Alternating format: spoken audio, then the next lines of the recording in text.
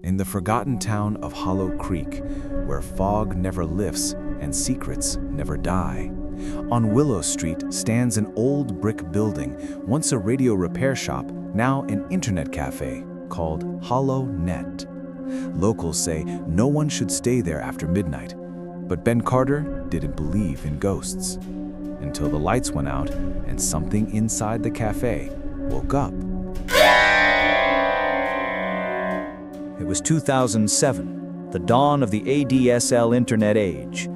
That was when the fast connection began to replace the old wheezing dial-up lines, and online gaming suddenly became the new obsession. Internet cafes sprang up everywhere. If the owner had decent computers and treated customers well, the place was always packed. Running one might not make you rich, but it was steady work, easy, and far better paying than most jobs. Ben, 22 and jobless, had just dropped out of college. He passed his entrance exams for an information technology program, but the endless general subjects before the major courses bored him out of his mind. With only a high school diploma, finding work wasn't easy. After a few frustrating months, he decided to borrow some money from his father to open his own internet cafe. He knew enough about computers to keep the systems running smoothly, and his family had some savings to spare. With $6,000, Ben eagerly bought 20 computers, decent specs, and a set of second-hand 17-inch CRT monitors. LCDs were too expensive and too fragile, he said. The next step was finding a place. A friend named Aaron introduced him to a rental property at Willow Street, Hollow Creek District. A long, narrow house deep inside a lane, surrounded by a patch of wild grass. If you didn't look carefully, you'd think it stood alone in an empty field. The owner, an older man named Mr. Henry, smiled apologetically. "The house is plain," he said, "but it's wide, right by the path, perfect for business." Ben looked around. The place wasn't fancy, but people, from kids to adults, constantly passed by. It was a perfect spot. No other internet cafes in sight. Curious neighbors even stopped to ask when it would open. The building was about 5 meters wide and more than 30 long, divided into 3 sections. The middle room, however, was oddly short, barely 4 meters deep, and something about it made Ben uneasy. There, right in the center of the floor, was a mound of dirt, a grave. On it sat a framed photograph of a middle-aged woman. The inscription read, "Martha Dawson, aged 51. The photo was faded, the colors dull, the woman's eyes unnaturally red, staring straight into the camera, straight into Ben, it seemed. Her body was twisted, hands clutching the sides of a bed, as if caught in unbearable agony, then turned away, shivering. "Excuse me," he asked, Why would anyone take a picture like that?" Mr. Henry sighed and rubbed his hands together nervously before answering. "That's my sister, my third sister, Martha. We were poor back then. She worked as a street sweeper. I drove a motorbike taxi nearby. One night, while sweeping the road, she was bitten by a black stray dog. Its eyes were red, glowing almost. She hit it with her broom until it ran away. She thought it was nothing serious, rubbed some oil on the wound, and went to bed. 10 days later, she complained of headaches, pain in her leg where she'd been bitten. By the next day, she started showing signs of hydrophobia, fear of water. Every time she'd try to drink, she'd scream like a child forced to swallow bitter medicine. I took her to the clinic. The doctor just shook his head, said it was too late, rabies. When we brought her home, she couldn't walk anymore. Sometimes she'd convulse, scream, or howl like a wild animal. I knew she was dying, but we had no photo of her as an adult, so I asked an old neighbor to take one, for the funeral, you know? But when the photographer arrived, she was in the middle of a seizure, her body twisted, her mouth foaming, sometimes howling into the night. When he lifted the camera, she suddenly sat up, those red eyes staring straight at him, as if hating anyone who dare capture her like that. He took one shot and ran home pale as chalk. That night, around 4 a.m., she died. Right before she passed, she let out a long, terrible howl, arms reaching toward me. Her eyes still blood red, full of hatred. When we washed her body, my neighbor noticed something horrifying. Blood dripping from all 10 fingertips, as if she had clawed at something before dying. We were terrified. We buried her the same day, here, in our house. Couldn't afford a cemetery plot anyway. The land was big, and I thought I could watch over her grave. It's been 5 years now. Maybe she's been watching over us, too. I got married since then. My wife can't stand the grave, though. Said she sees shadows there at night. We moved to her parents' house, and I decided to rent this place out. Ben listened in silence, feeling a chill creep up his spine.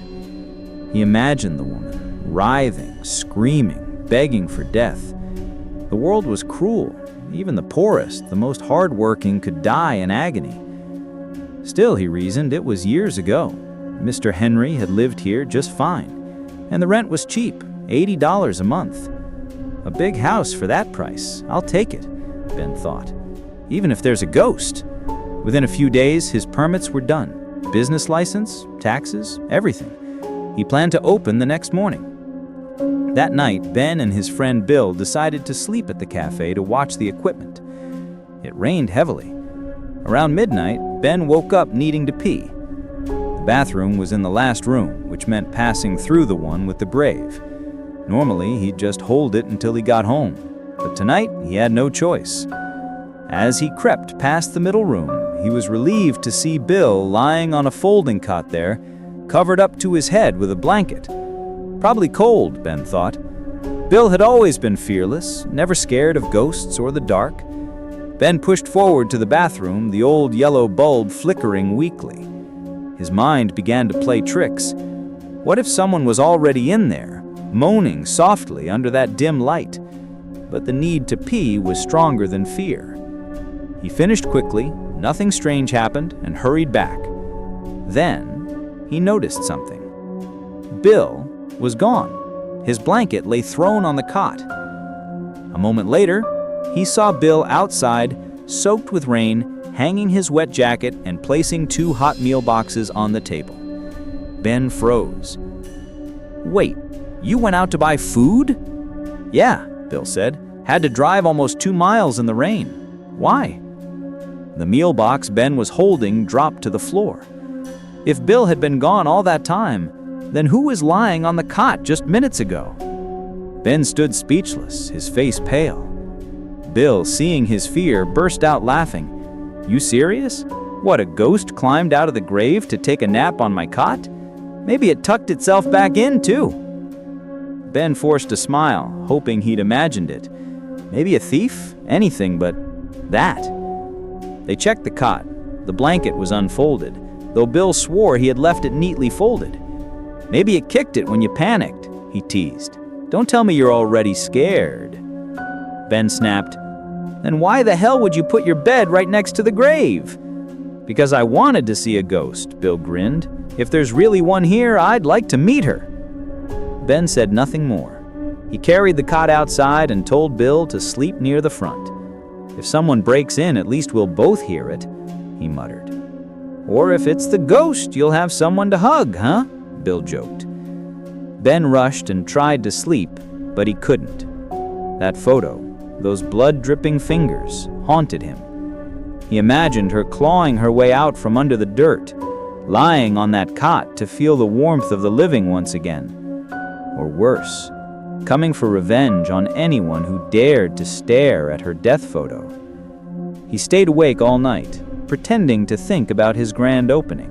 It was 7 in the morning, and the front of the newly opened internet cafe was already packed. Most of the crowd were kids, faces bright with excitement, but among them stood one adult, a frail old woman, around 70, patiently waiting for the shop to open so she could make an international call to her son in Australia. In here, people were oddly obsessed with ugly, old 2D online games. They ignored the fancy 3D ones, even when they came from the same publisher. The proof was right there. Legend of Martial Arts was always full, while Nine Dragons Contender, a hit game in Korea, sat untouched all morning. Having learned from generations of net cafe owners before him, Ben decided to run night shifts to earn more. But his biggest concern wasn't police inspections or the 814 task force that sometimes checked for regulations. It was the grave behind the shop and sleep. If he worked nights, he'd have to sleep here. Bill, his helper, needed to go home and Ben couldn't make him stay 24 hours a day. But what if he needed to pee in the middle of the night? Would he have to wake up some kid playing Legend of Martial Arts and ask to be escorted to the toilet? That would be too humiliating. By 7 p.m., business was going well. Using the cafe management software CSM, free but with full of annoying ads, Ben tallied up the day's earnings, over $20. If things stayed like this and he opened through the night, he could bring in $1,000 a month. After deducting internet, electricity, salaries, taxes, and repairs, he'd still pocket $600, an amount most college graduates could only dream of earning in their first few years of work. That settled it. I'll do night shifts, whatever it takes, he decided. But that also meant one thing. He'd have to deal more often with Mrs. Martha. By 11 p.m., it was only older teens left in the cafe. The little kids who had been rowdy that morning had long gone home under orders from their mothers, who, as one boy put it, are scarier than the game companies themselves. If my account gets banned, I can just make a new one, he'd said. But if my mom bans me, I can't even play Mario. Only 2 of the kids had dared to use the restroom that day. Everyone in the neighborhood already knew about the grave behind Mr. Henry's old house, the one that sat just past the back door. So nobody wanted to go back there. But there was also a photograph, a chilling one, that only a few had ever seen. Paul, one of the 2 who had gone to pee, came back with his pants slightly damp.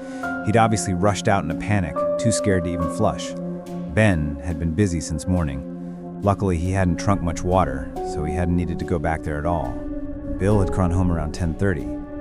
Now it was just Ben and 9 boys, their eyes locked on the screens, on their shining in-game warriors in ornate armor, completely oblivious to the fact that in real life, they all sat there, in sweaty t-shirts that smelled sour. Free at last, Ben started browsing the internet for fun.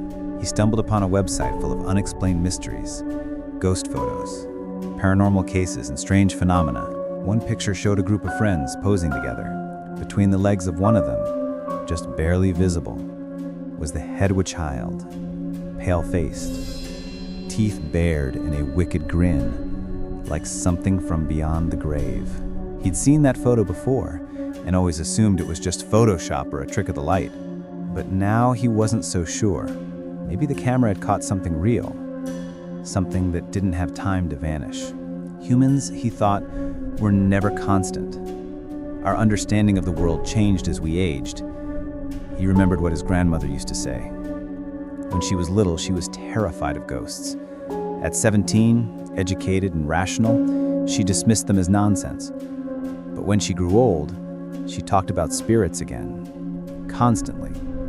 She truly believed that 2 college students who drowned in a shallow pit during a camping trip were pulled down by ghosts. She kept that belief until the day she died. Ben had once argued, "Grandma, I think they panicked. Maybe each was too scared to give the other a hand up. They probably thought whoever climbed out first would abandon the other." Her grandmother had smiled, toothless, and shaken her head. "You're still too young, my dear. I used to think the same way. But in this world, there's yin and there's yang.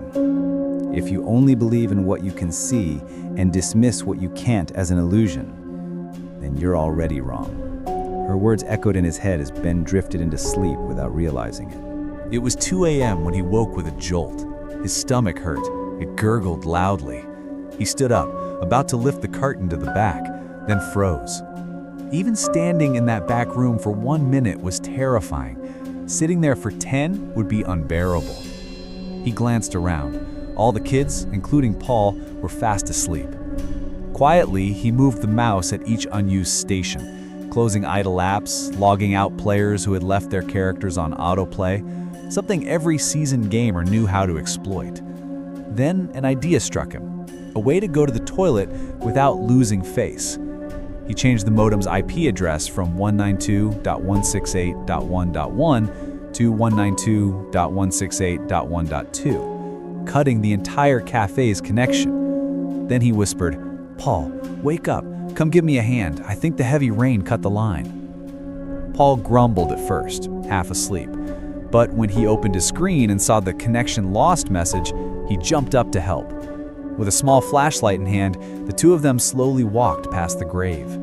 They kept their eyes straight ahead, careful not to glance toward where the grave marker stood, because sometimes, if you looked too long, you could see two glowing red eyes staring back. At the back of the house, Ben checked the cables, pretending to inspect them. Nothing's broken. Probably the storm. It'll come back soon. That's Comcast internet for you. Then he slipped into the toilet and told Paul, "You can wait outside." Of course, Paul was too scared to walk past the grave alone, so he claimed he needed to use the toilet too. The two sat there, side by side, separated by the thin wooden wall. Then, from Paul's side, came a sound. A long, drawn-out wail, deep and mournful, echoing from nowhere and everywhere at once. It didn't sound human. It sounded like something from beyond. Ben froze, every muscle in his body turning to stone. "Paul? Where are you, Paul?" The howling stopped. Panicking, he flushed and scrambled up onto the toilet to peek over the wall. There was no one in the next stall. Only a wet clump of long black hair lay across the toilet seat, just like that hair in that cursed photo of Mrs. Martha. His legs gave out. He slipped, fell, and woke up on the floor. He'd fallen off his chair. Paul was still there, sleeping deeply at computer number 3, oblivious to everything. It had all been a dream. Relief flooded him like a wave. He got up, dusted himself off, and muttered, "Tomorrow, I'm buying a tarp to cover that grave. I'm done scaring myself every night." The next morning, he called Bill, asking him to buy a few plastic tarps before coming to work. When Bill arrived, he helped Ben cover the grave while Ben manned the front desk. From that day, things felt calmer. Ben wasn't as afraid anymore, and he only used the back restroom during the day. Sometimes he still heard faint rustling sounds when passing the grave, but daylight and a quick pace made it easier to ignore. Everything seemed fine after that, as if whoever rested beneath the soil was no longer angry about the photograph that had shown their dying face to the world. Until one day. That day, Bill had to go back to his hometown for a few days, so Ben asked his younger brother Tom to help watch over the internet cafe. Watch over was an exaggeration. Tom spent most of his time gaming. He was completely addicted to online games. If Ben's business hadn't been an internet cafe, Tom probably wouldn't have helped at all. He'd just stay home playing Legend of Martial Arts. Nothing would have happened that day if it weren't for noon. While Ben stepped out to buy lunch for the two of them, Tom got lost in his game. Nearby, a kid named Tim kept begging Paul to give him the Great Wind Blade, an in-game sword that could drain 4% of the enemy's life, which Paul had just looted. Annoyed, Paul joked, "If you dare go and pee on that grave in the back, I'll give it to you." It was a stupid dare, and a dangerous one, but Tim was young, greedy, and fearless in daylight. Without a word, he ran straight into the back room, lifted the tarp covering the grave, and relieved himself right on it. Some of the urine splashed on the photo of the woman on the gravestone. When he came running back, he demanded the sword, but Paul refused. The two almost came to blows, though Tim was 3 years younger and smaller. That's when Ben returned with the food. You could see the color drain from his face as he heard what had happened. He stood still for a long moment, wiping the sweat from his brow, not from the afternoon heat, but from dread.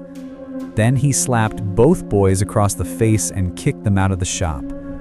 Lying back on a bench, Ben stared at the ceiling. His thoughts no longer lingered on profits or customers, only on what might come next. He wasn't afraid of angry parents or inspectors. He was afraid of revenge, the kind that no authority could protect him from. He suddenly remembered an old story Mr. Sam, a neighbor, had told him 6 months ago. It had happened in Sam's village to a farming family named Miller. Their youngest son Ethan once foolishly drove their bullifode to plow over the grave of a woman named Mrs. Lillian Tate, who had just died a month ago after being run over by a tractor. Though his father repaired the grave and burned incense to apologize, it seemed the spirit of the dead woman would not forgive. That night, and every night after, the family heard knocking at the door. But whenever they went together to open it, no one was there. Only the shadow of the banyan tree outside swayed in the wind. One night, fed up, Ethan suggested drilling a small peephole in the door so they could see who was knocking. His father agreed. Losing sleep every night was exhausting, and even if the knocking wasn't supernatural, he'd rather confront the prankster. That night, at exactly midnight, the knocking returned. 3 slow, deliberate knocks. The wife didn't hesitate this time.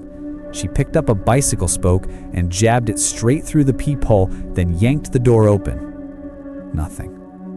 Only darkness and 2 fresh knee prints in the mud. She looked down at the spoke in her hand and dropped it immediately.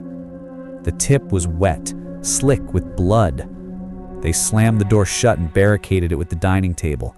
The husband shouted, "You saw that? Blood! If it was a person, they'd have screamed. No one moves that fast." Her wife said nothing. She just bolted the lock tighter. None of them slept that night. The husband wanted to call their eldest son, who worked in the city, to come home. But his wife stopped him. "Don't drag him into this. There's nothing he can do." The next day, Ethan told his best friend, Chris, about everything. Chris was older, stronger, and a thrill seeker. Instead of fear, he felt an eerie curiosity. He agreed to come that night. They made a plan. Chris would arrive at 11:30. Whatever it was, ghost, monster, or man, they'd face it together. At 11 p.m., Chris got ready. He grabbed his nunchaku, inspired by watching Jet Li movies, and twirled it confidently. He felt invincible. That is, until his mother came out for a drink of water. "Where are you going this late?" she asked. "You better not be fighting again." Chris froze. He feared nothing except his mother. She had raised him alone, and he respected her deeply. No matter how he tried to explain, she thought he was lying. Finally, she said coldly, "If you step out that door tonight, don't call me your mother ever again." Chris dropped his weapon and went back inside, muttering, "Just my luck." The next morning, he ran to Ethan's house to apologize, but no one answered. On the ground before the door were those same 2 knee prints. He knocked. No response. He peered through the peephole. Inside was blood everywhere. He wanted to break in, but panic held him back. What if they accused him of murder? So he ran to the police station. When the officers arrived, the scene inside froze their blood. Ethan's parents lay side by side, eyes wide open in horror. Ethan himself was mangled, both legs crushed flat, his knees somehow untouched. His eyes were wide open too, as if he had died crying. Chris ran outside, shaking uncontrollably. If his mother hadn't stopped him last night, there would have been 4 corpses instead of 3. Years later, that same Chris, now an old man named Sam, told the story to Ben, and that memory now haunted Ben like a curse of its own. If tonight turned out like the story of the Miller family, all his effort, all his dreams for the cafe would vanish into smoke and shadows. Though Ben tried to brush it off, the more he thought about Mr. Sam's story, the more it didn't add up. He'd heard plenty of tales about ghosts scaring people to death, but never about ghosts killing anyone in a blood-soaked mess. If it involved gore and violence, that was murder by human hands, or worse, the work of a monster. That thought gave him some relief.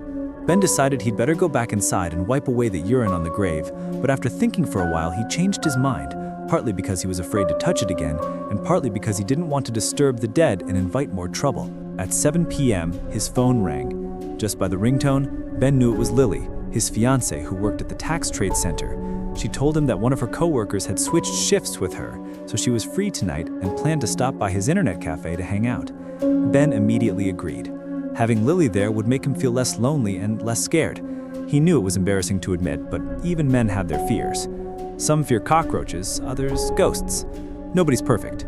At exactly 8:15, Lily showed up with 20 rolls of sub sandwiches she'd bought on the way.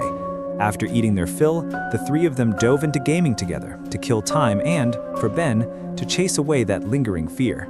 Tom was happily grinding away at Legend of Martial Arts, completely unaware that tonight, the whole internet cafe might face something that wasn't supposed to exist. By 12:30 a.m., Ben turned off his computer and got ready for bed. The cafe was unusually quiet.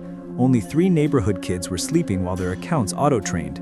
Lily had dozed off on a chair, and Tom was the only one still gaming, completely absorbed. Tom's seat was right next to the curtain that separated the middle room from the back. Gathering his courage, Ben walked over and slowly lifted the curtain to check if anything was off. Nothing looked strange. The tarp in the back was still, fluttering occasionally when a draft blew in. Ben was about to let out a sigh of relief when he froze. In the back room, far away, stood a black dog. It was staring straight toward the middle section, its low growl silent yet menacing. Its eyes, blood red, glowed just like in Mr. Henry's story. What terrified him most was that he could see the dog barking, but there was no sound. The noise seemed to die between the walls, swallowed by the shadows before it could reach him. For the first time in his life, Ben understood what it meant to be frozen stiff with fear. Questions flooded his mind. Where did that dog come from? The back house doesn't have a dog, there's no gate, just a tall brick wall. Why is it barking without a sound? Why is it staring this way? And why are its eyes as red as the rabid dog that mauled Mrs. Matha to death?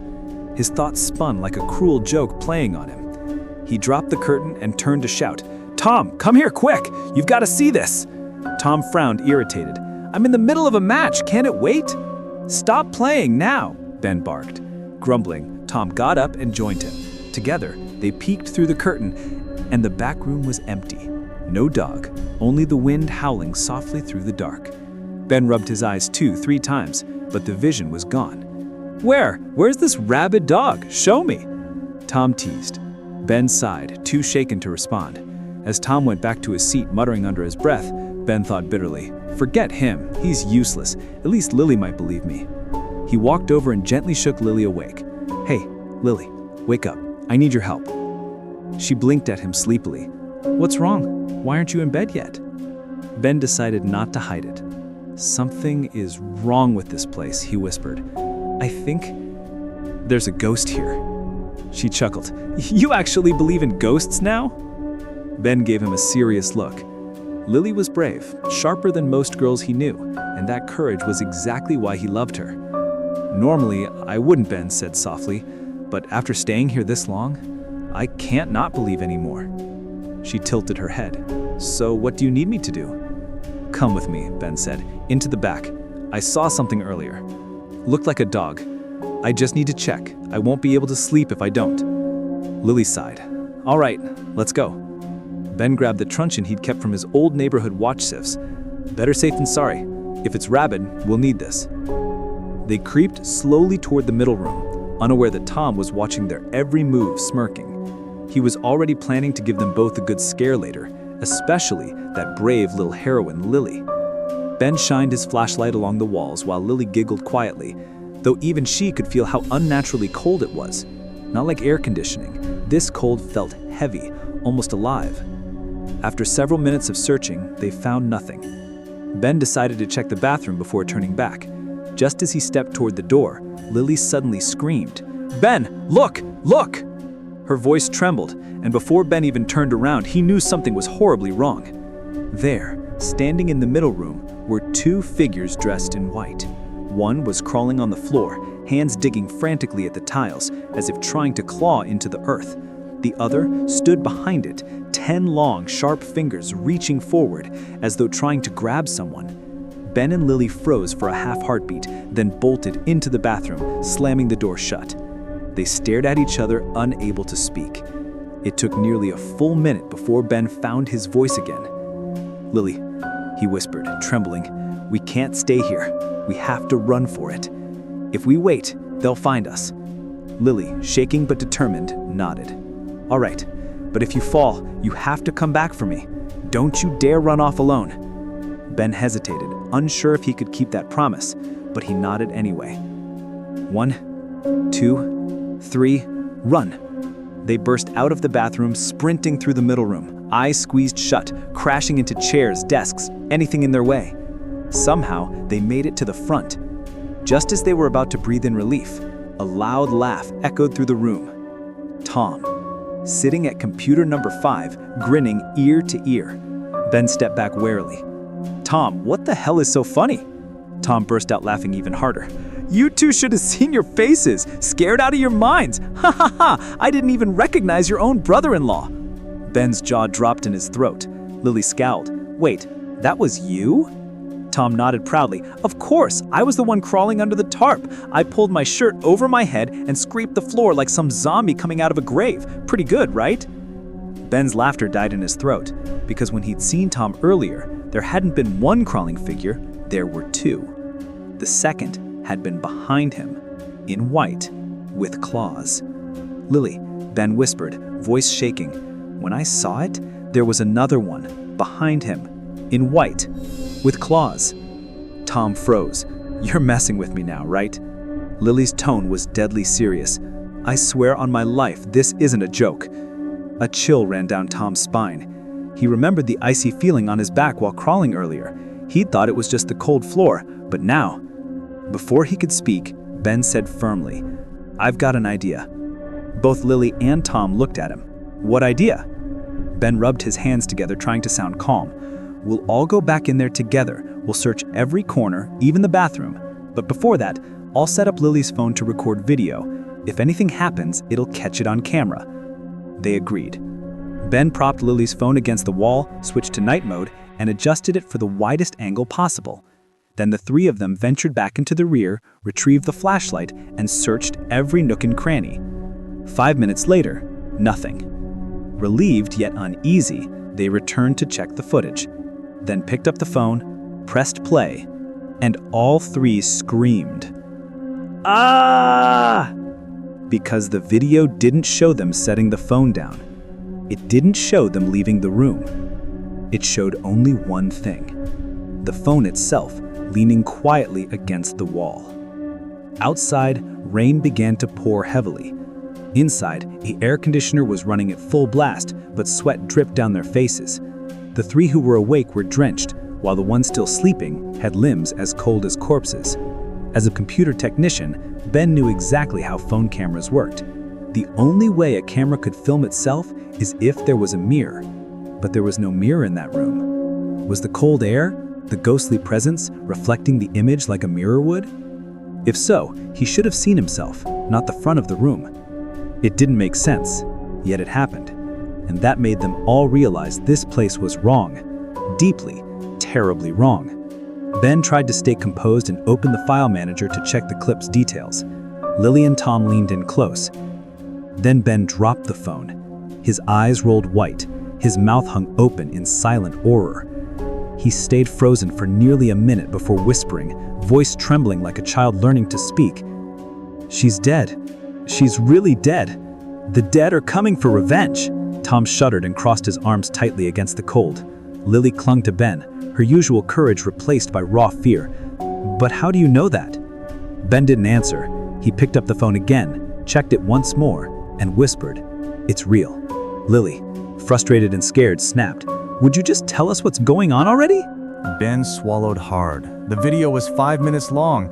That kind of clip should have been at least 4 or 5 megabytes. But he trailed off and handed Lily the phone. Her eyes widened as she read the details on the screen. File name video clip 2.3 GP.51. Size 51 kilobytes. 51? Why 51 kilobytes? Why the number 51? Lily asked, her voice trembling. Ben's voice was barely a whisper. "Because the grave, the one we pissed on, the headstone said, Martha Dawson died at age 51. The realization hit all three at once. The impossible number wasn't random. It was a signature. The spirit of Mrs. Martha had answered. Then, someone or something was pounding on the metal gate outside. The noise echoed through the room like thunder. Ben grabbed his truncheon and yelled, "Who's there?" No reply, only more pounding, steady, deliberate, as if mocking their fear. "Who's there?" all three shouted at once. The three gamers who'd been asleep jerked awake, dazed and confused. Tom called out, "Tony, Kevin, Mark, go see who's knocking." But the boys only shrank back further, whispering wild guesses. Maybe it was the police or gangsters or robbers. None of them dared move. Finally, Ben gathered his courage. Slowly, he approached the door. For the first time tonight, Lily looked at him with genuine admiration. He wasn't as cowardly as she had thought. Ben told himself he was done letting fear rule him. If there really was something out there, he had to face it. He wasn't alone after all. There were 6 people in this room.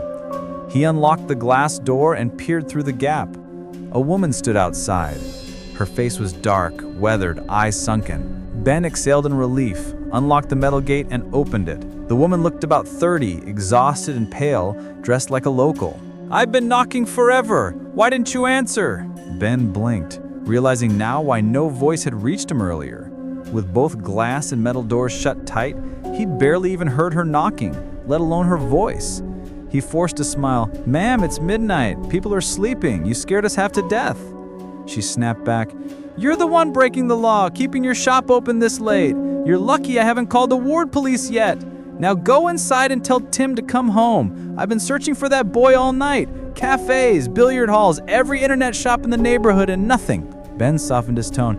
"I'm sorry, ma'am, but Tim went home around noon." She sighed, defeated. "Well, if you see him, tell him to get home now. I've been searching all night." "Of course," Ben said gently. "If he stops by, I'll let him know." The woman nodded, muttered something under her breath, and disappeared into the rain. When Ben locked the door, Mark, Tony, and Kevin stepped out together. They decided to call it a night. Not because they were tired, but because all three could feel it. Something wasn't right inside that house. Besides, they were terrified the woman from earlier might report them to the police. No one wanted to deal with that. Ben felt it too. He didn't protest. He even smiled faintly as he saw them off. When the gate clicked shut, the three men exchanged uneasy glances. They all sensed the same thing. Whatever had happened to Tim after he insulted that grave earlier in the day wasn't over yet. For the first time in his life, Ben made a decision he never would have dared before, not even as a passing thought. "We dig the grave, we check." The words had barely left his mouth when Lily and Tom went pale. All three of them were city folk. They wouldn't know how to dig a hole to bury a cricket, let alone exhume a corpse. But the tension had gone too far. Business was falling apart. The constant dread in the air made it impossible to stay. So they decided to risk it. If they solved this curse, maybe things would finally go back to normal. If not, well, they'd have to move anyway. Who could live here like this? The extra $600 a month the place brought in gave Ben the confidence to take the gamble. He told himself moving meant paperwork, new rent, relocating machines, all expensive, all exhausting. He couldn't afford that. Decision made, the three of them went down to the back storage room to grab the old shovels, the same ones Mr. Henry had once said he'd used to bury Mrs. Martha. Under the dim yellow light of a dusty bulb, Ben struck the first blow into the mound. The grave had been crudely made, only a few layers of soil before the shovel started hitting something strange. He frowned. It felt wrong, like the body had just been dumped in, not placed in a coffin. He and Tom kept digging, while Lily, her hands trembling, held up a flashlight for them. After a while, Tom's shovel hit something hard. It clanged, the sound echoing through the still night. Ben brushed away the dirt, took the flashlight from Lily and shined it down. A small wooden box, about 40 by 60 centimeters. "Locked shut," he muttered to himself. "That's strange. Mr. Henry said she was buried in a coffin. Why is there only a box? Could the coffin be deeper? Or was she cremated and they put the ashes in here?" He pried open the lock with pliers. Inside, a small urn. A shiver ran through him. Then just as quickly he laughed, a short, nervous laugh. And then it hit him. He hadn't even struck a shovel yet. Neither had Tom. The whole image, the dirt, the urn, the box, had been in his mind. A desperate hope, a trick of his imagination. Truth is, the idea of digging up a decomposing corpse made him sick. He only prayed it would be an urn, something clean, something easy to handle. Lily urged him on, her own fear barely contained. "Hurry, please, the flashlight is dying." Ben turned to Tom. "I'll count to 3, we dig together, okay?" Tom nodded. Gripping the handle with shaking hands, the metal tip scraped the floor. 1, 2, 3. Both of them plunged their shovels into the earth. They dug like madmen. The soil here was soft, and within minutes they'd opened a hole deep enough for a 7-year-old child. Then, another strike. Tom froze. "Ben, I hit something." A stench rose, faint but nauseating enough for them both to gag. Ben pushed some dirt aside with the shovel, shining the light closer. A dog. A black dog. Its fur was patchy, flesh half rotten away, but Ben recognized it immediately. The same black dog he'd seen wandering the back of the house days ago. He was sure of it, but that only made it worse. Why a dog? Where was Mrs. Martha's body? Frowning, he pulled out his phone. They needed answers. It was late, but he dialed Mr. Henry anyway. The phone rang once, twice, 7 times. No answer. He tried again. This time, click. Hello? A woman's voice, low, tired. Not soft like most women's voices. It carried an echo, distant, hollow, like it came from somewhere far away. They all froze. Sorry, Ben stammered. Is this Mr. Henry's number? Yes, the woman replied, her tone weary. This is his phone. It's late. What do you need? Relieved, Ben explained. I just need to talk to him. It's urgent. The woman sighed. He hasn't slept for 2 nights. I'm having a smoke on the balcony. I'll call him for you. Moments later. Hello? Who's this? Mr. Henry speaking. Hi, Uncle Mr. Henry. It's Ben, the guy renting your house on Willow Street. What's the matter calling this late? Ben pretended to sound nervous. Sorry, but I have to tell you, earlier today 2 workers came to fix the plumbing. They dug through the top layer of that grave and found a dog's corpse. Then word spread, people started talking, and someone called the police. They think we were digging up human remains to sell. A loud gasp from the other end. What? What happened next? Tell me quickly. When the police came, they asked about the grave, the photo, and the dog. I didn't know what to say. So I'm asking you, what's the truth? There was silence, then a slow, resigned sigh. To tell you the truth, don't be mad, Mr. Henry said softly. What I told you before wasn't real. Mrs. Martha, she's my sister. She's still alive, lives in Los Angeles. The house belonged to our parents, but since I live with my wife, I rent it out for extra cash. She keeps calling, asking me to sell it and send her the money. She's sick, real sick. Might not have much time left. But I know if I sell it, the money won't help her. It'll just end up with those useless kids she raised over there. So when our black dog died, it ate poisoned meat by accident. I buried it in the middle room. Then I found a photo of someone having a rabies fit and printed it and hung it above the grave. Told everyone it was Mrs. Martha's memorial. Whenever buyers came, I'd show them the grave, scare them off. Told neighbors she died too so they'd stop asking about her. I kept the house dark and creepy on purpose. That way no one would want to buy it, at least not until she's actually gone. Ben finally understood, his tension fading slightly. So, how's your sister now? He asked cautiously. She's tough as an ox, Mr. Henry chuckled sadly. Just yesterday she called again, said if I don't sell the house, she'll get that real estate guy Max in District 10 to handle it. Ben hesitated. So, you're sure no one ever died in that house? No woman in white, long hair, anything like that? Absolutely not, Mr. Henry said firmly. The place has been in our family for 20 years, no deaths.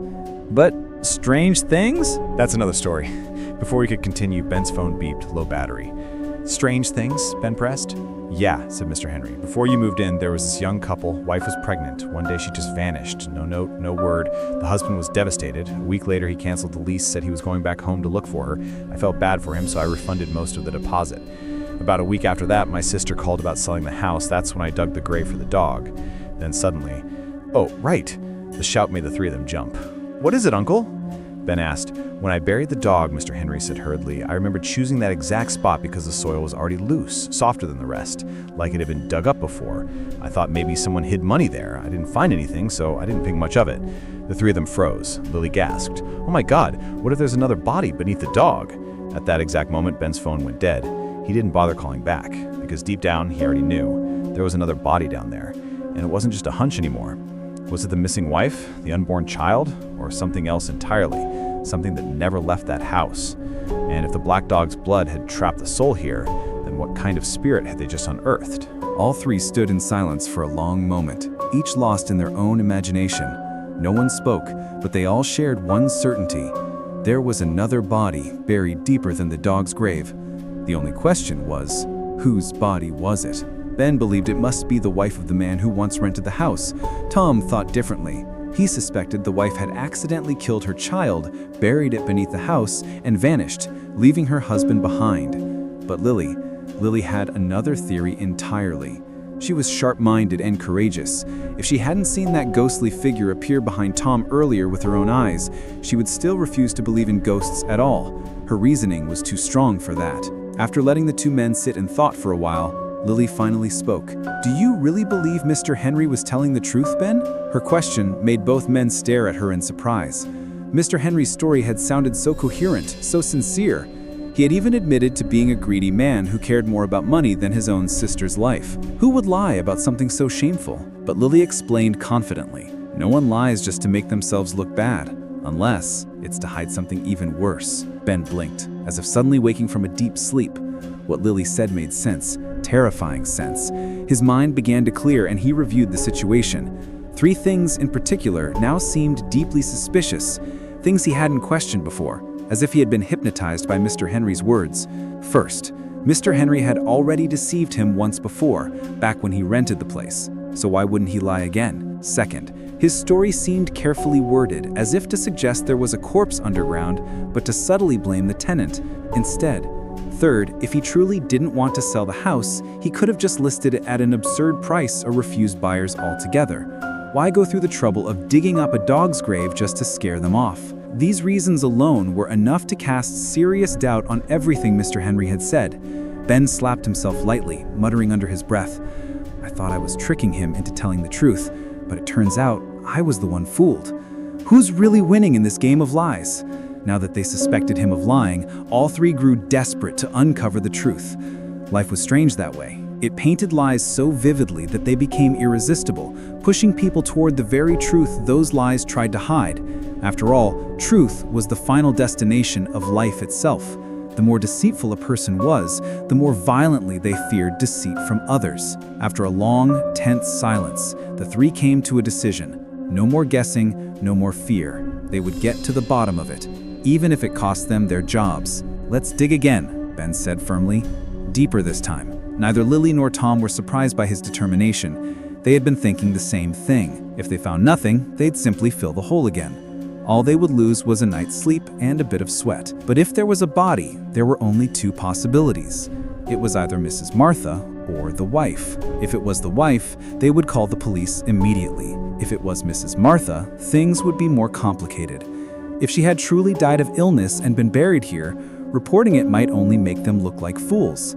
Still, they agreed. They had to know. Whatever happened afterwards, they'd deal with it then. Without another word, they grabbed their shovels and returned to the middle room. Together, they held their breath and pulled the dog's carcass aside, then began digging deeper. 30 minutes passed, nothing but sand and dirt. Tom threw his shovel down, ready to quit, but Ben quickly stopped him. "The soil down here is still soft, just like the top layer. That means someone dug here before. Come on, give it a bit more effort. Tomorrow, I'll let you sleep all day." With a groan, Tom picked the shovel back up and began striking the dirt again. Just when even Ben began to feel disheartened, his shovel hit something red. He froze. Gently, he brushed the dirt aside with the shovel blade. It was a decayed Santa hat, a child's. All 3 stared at it in stunned silence. None of them spoke, but they all shared the same chilling thought. Why is there a child's Santa hat down here? Then, suddenly, a strong gust of wind blew through the back of the house, sending a cold shiver through all of them. The air carried a putrid stench, unlike anything they'd smelled before. Worse than the dead dog, far worse. Tom gagged violently, stumbling away to vomit. Ben and Lily tried to hold their breath, not because they were braver, but because they realized something horrifying. That stench wasn't drifting in from outside. It was rising up from the grave. After a moment, Tom wiped his mouth and steadied himself. Ben resumed digging. Within 10 strikes, the overwhelming stench exploded upward like gas trapped for years. Lily clapped her hand over her mouth and bolted out of the room. Tom dropped his shovel and ran after her. Only Ben stayed. He didn't move, didn't even seem to breathe. It wasn't that he couldn't smell it, he could. But what he saw next was far more horrifying than the stench could ever be. Beneath the earth, tangled together, were 4 decomposing bodies, stacked on top of a rotting coffin. Ben understood everything then. He wasn't afraid of ghosts anymore, not after realizing what was far worse. the monster who did this. After a while, Lily and Tom came back, pale and trembling. Lily couldn't bring herself to look directly at the grave. She turned away, her face twisted in disgust. Tom, still shaken, asked in a hoarse voice, "What now? There's too many of them. Should we call the police?" Ben's voice was grim but steady. "Yes. First, we call the police, not just for the case, but for our safety. Mr. Henry knows we were suspicious about the grave. If he really is the killer, we could end up just like them. Second, while we wait, we need to identify who these victims are." Lily and Tom exchanged quick, terrified nods. He was right. They couldn't risk waiting around unprepared. Tom grabbed a metal rod for defense. Lily picked up a shovel, then bent over at the grave again to examine the bodies. The first thing he noticed was a torn piece of women's clothing. The fabric looked familiar. He stared at it for a moment, confused. Lily and Tom also recognized it, but couldn't place it until Lily suddenly screamed, "Oh my God, that's what Tim's mother was wearing earlier!" The revelation hit them like lightning. Panic twisted their faces. Their sense of reality was breaking down. What was real? What wasn't? Ben tried to think rationally, but something was wrong. He remembered Tim's mother perfectly, her skin dark and weathered from the sun, her clothes neat and clean. Nothing unusual, except, he gasped, stepping back from the grave. It had been pouring rain earlier, yet she hadn't worn a raincoat. She hadn't even carried an umbrella. Ben whispered to himself, trembling, "That's impossible." He didn't know what to believe anymore. Maybe the people he'd met weren't people at all. Maybe they were something else. Something tied to these dead bodies. Taking a deep breath, he steadied himself, grabbed the shovel, and continued digging. He wanted to know exactly how many victims there were, who they were, and how they died. It wasn't hard to tell. 2 women lay above the rotting coffin, one of them almost certainly Tim's mother, alongside a man and a small child. The child's scalp, still clinging to bits of hair, showed no signs of age. If this was Mrs. Martha's grave, she must be inside the coffin beneath. Otherwise, there was no way to know. Suddenly, the metallic echo of someone pounding on the front gate snapped them all attention. Instinct took over. Each grabbed a weapon. Their hearts pounded. "Stay sharp," Ben whispered. "If it's him, hit first." Lily and Tom took their positions by the door, while Ben cautiously peeked through the small glass panel. He froze. It was him, Mr. Henry. He signaled the others to stay alert, then slowly unlocked the gate. To their surprise, Mr. Henry wasn't armed. His face looked worn, almost mournful. Without stepping inside, he asked hurriedly, "How far did you get? Did the police say anything yet?" Ben frowned, motioning him to enter. As soon as he stepped in, Tom locked the gate behind them, and Lily held her shovel at ready. Ben's voice was cold as steel. "I want an explanation. For the bodies under the grave and for your sister, Mrs. Martha." Mr. Henry looked stricken. After a moment, he said quietly, "So, you dug them all up? Answer me," Ben demanded. The old man's eyes filled with sorrow. He clasped his hands and said, almost pleadingly, "Please, forgive him. He didn't mean to." The 3 froze. Forgive him? They had been sure all along that he was the killer, yet now he was defending someone else. Lily stepped forward. "Who are you talking about?" Mr. Henry lowered his gaze. "My son," he said. His voice trembled. "He's 22 now. When he was 16, he had an accident. Since then, his mind hasn't been right. One day, I took him with me to collect rent. The tenants, David and his wife, were there, and so was Mrs. Diane, Tim's mother. I mentioned raising the rent, and they became furious, threatened to sue me. Diane joined in, shouting at me. I lost my temper, said some awful things. David lunged at me, ready to strike. That's when my boy snapped. He ran between us, yelling, "Don't you dare hit my father!" Mrs. Diane shouted at him to stay out of it. David slapped him so hard he fell against the table. Then he grabbed a fruit knife, and Mr. Henry's voice cracked. He stabbed David in the face, over and over. Laura tried to run. Diane wasn't fast enough. He slit her throat. Then he turned on Laura and the child. I tried to stop him. He pushed me away, hit my head on the table. And then he killed them too. The room fell silent. I still remember, he whispered, the sound of that child screaming before he cut its neck, wearing that little Santa hat. His eyes glistened with tears. I panicked. He was my son. I couldn't let him be taken away, so I buried them here, on top of my sister's coffin. She would understand. She loved him too. The next day, I brought our black dog and buried it over them. They say a black dog keeps the spirits from seeking revenge. As he spoke, Mr. Henry's eyes turned red with grief. He was a father who had witnessed his own son kill people in a brutal, unspeakable way. Yet how could a father bear to hand his child over to the police, knowing the boy could not control himself, that he had killed only to protect his father? He pitied his ill-fated son more than the 4 innocent victims who had died unjustly. But what could he do? They were father and son. Ignoring Mr. Henry's anguish, Ben pressed urgently. "Where is your son now?" Mr. Henry lowered his voice. "You want to hand him to the police, don't you? Please, I beg you. He's suffered enough. If you must report this, I'll take full responsibility. Just, please, don't tell anyone what you've heard tonight." His desperate plea stirred something in Ben's heart. He felt sorry for the old man, for the pain in his trembling voice. But the thought of the 4 innocent victims, faces pale, eyes wide, made it impossible for him to simply walk away. He spoke softly, choosing his words carefully. "Let me meet him. If he's truly insane, we'll consider your request. But if he's not, I'm sorry, we can't turn a blind eye." His voice carried sympathy, one father's pain speaking to another's, but his eyes remained sharp, cautious. Mr. Henry pointed toward the back of the house. Behind the house, there's an old tunnel, built long ago for air raids.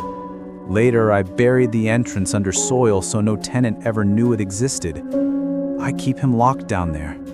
Every month when I come to collect rent, I bring food and pretend to go out back to relieve myself, then I pass the food through the opening. People here are too afraid to use the toilet, so no one ever noticed. Follow me. I'll take you to him. But please, don't startle him. When he loses control, he becomes very dangerous. The 3 of them followed silently. Out back, the air was damp and still. Mr. Henry pointed to a patch of earth beside the toilet. "You 2, help me brush off the dirt and lift the cover." He handed him the shovel. As the old man dug, Ben and Tom rolled up their sleeves, eyes fixed on the ground where a monster, one made of flesh, blood, and madness, was waiting below. Lily stepped back 5 paces, clutching her baton tightly behind her trembling hands. After only a few strokes, Mr. Henry exposed what looked like a manhole cover, round, rusted, and heavy as sin. Together, Ben and Tom bent down to lift it, their muscles straining. Their eyes never left the darkness below. Then, Tom collapsed with a dull thud, unconscious before he hit the dirt. Ben spun around, just in time to see the shovel's blade swing toward his face. He ducked. Pain tore across his back as the shovel's handle slammed into him. Mr. Henry raised the shovel again, aiming for the back of Ben's skull. But before he could strike, darkness swallowed his world. He dropped to the ground, limp. From the shadows, Lily stood frozen, breathing hard. She still clutched her baton. From the moment they had started uncovering the hatch, something had bothered her. Why, she'd wondered, did he need 2 strong men to lift this cover if he's been opening it alone every month to feed his son? The thought wouldn't leave her. So she hung back, weapon ready. Mr. Henry assumed she was merely frightened of the madman below, but he never suspected she was watching him. That mistake cost him dearly. He had planned it perfectly, disable the 2 men first, then deal with the woman after. He even used their own shovel as his weapon. But he had underestimated her. They tied him up, dragged him into the house, and threw a bucket of water in his face. Ben leaned close, voice low and firm. "Tell us everything. The police are on their way." For a moment, Mr. Henry's face drained of color. Then, to their horror, he began laughing. Softly at first, then louder, until the sound filled the house like a broken record. Finally, in a guttural voice that didn't sound like his own, he growled, "You're lucky, but this isn't over yet." Then came a deep, animalistic snarl. Lily froze as he looked at her and laughed maniacally, as if mocking himself for ever underestimating her. After that, he fell silent. His eyes closed as though reliving every sin, every horror he had buried. Even when the police arrived, sealing off the house and taking him away, he said nothing. His silence was more terrifying than any scream. The next morning, after giving their statements at the station, the three finally learned what Mr. Henry had confessed. It turned out he had long grown tired of his aging wife, rich but sickly. He began an affair with Diane, the mother of Tim. After his wife, Mrs. Martha, died of rabies 5 years earlier, the house had been rented out 3 times. The third tenants were David and Laura, a young couple with a 7-year-old son. Everything might have remained peaceful, if not for Mr. Henry's lust. He found Laura beautiful, more youthful than Diane, and began pursuing her whenever David was away. Laura rejected him repeatedly. One evening, around 7 p.m., David left for his night shift, leaving Laura and her child at home. Just as before, Mr. Henry came by, but this time he couldn't control himself. He grabbed Laura, touching her as she screamed. Her son ran in from the back, terrified. Mr. Henry froze. Laura clutched her boy, sobbing. At that very moment, David returned. He'd forgotten his cap. He opened the door to see his wife in tears, his son crying, and the landlord's hand still trembling in guilt. Children don't lie. The boy told him everything he saw. Rage consumed David. He punched Mr. Henry again and again, ignoring Laura's desperate cries to stop. Mr. Henry fled into the kitchen, grabbed a knife, and stabbed David once, twice, again and again, until the man collapsed. Laura screamed, clutching her child, but she couldn't escape. Neither could the boy. A family torn apart because of one man's lust. That same night, Diane, who had gone out to buy a Christmas hat for her son, Tim, returned and saw Mr. Henry at Laura's house. She hid, watching through the window in horror as he murdered the family. When he slit the child's throat, she tried to run, but Mr. Henry saw her. They say killers gain a strange, unnatural focus when they strike. He caught her easily. 4 quick stabs to the chest. She never screamed again.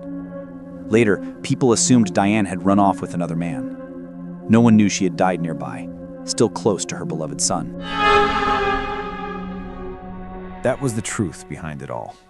The case had been uncovered just over a month ago, but the details hadn't been made public. The police were still verifying Mr. Henry's testimony, because under that rusted hatch where Tom had fallen unconscious, investigators found 2 more bodies in the same condition as the first 4. It might have been just another murder case, if not for the unexplainable. How did Diane appear again in the world of the living to seek her son, or perhaps to warn Ben? And what about that 51 KB video file, able to hold over 300 seconds of footage? What did 51 mean? Mrs. Martha's age? The number of victims? 5 + 1 = 6? The black dog? Or 5 bodies buried in one grave, including a child? Even now, Ben remains shaken, unable to find an answer. Only the police report might reveal the full truth, when and if it ever comes out.